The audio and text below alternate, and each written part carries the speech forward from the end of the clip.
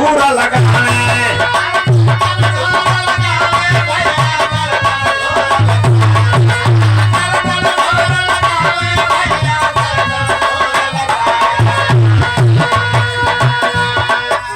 अब कमरदा मोछ मुड़ावे,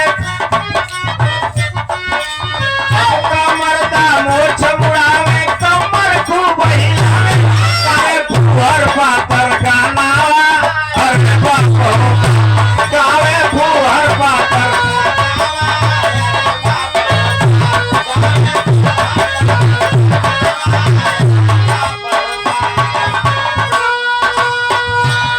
पहिले कमहरारू 10 गो लइका घर ही में जन्मावे। पहिले के नारी झूला पहिले चले तन के ढाकी।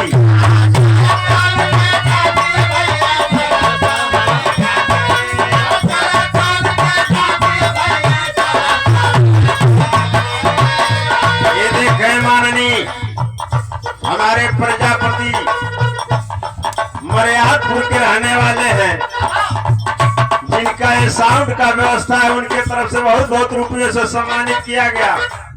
भैया के चरणों में कोट कोट प्रणाम है। आप सभी देवताओं को एक ही स्वर से नमन है। जय भीम नमो बुद्धाय। पहले कमहरारू झुल्ला पहिरे, झुल्ला की बाद कुर्ती चलल, कुर्ती की बाद अब ब्लाउज हो गई। पहले चले तन के ढाकी।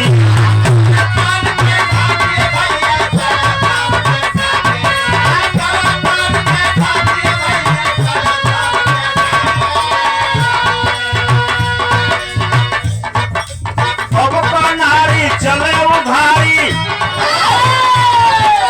अब कनारी चले उघारी, शहर बाजार दे ऊपर जाना।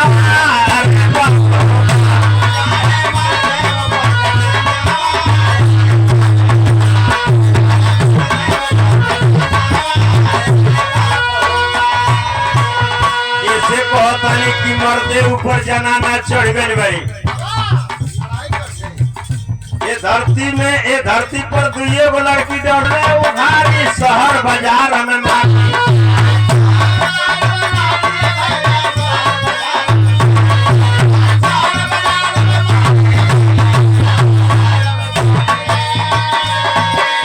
अब कनारी चले उघारी, शहर बाजार में माटी चढ़ गए, मर्दे ऊपर जनाना।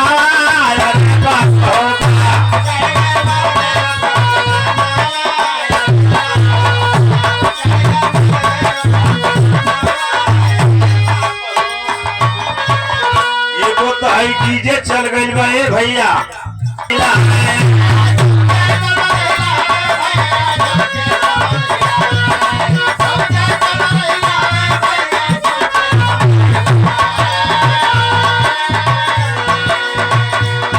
जब डीजे बाज जाता, लड़का लड़की लगता ना अपने में कोचिंग करे। इतना कोचिंग करो।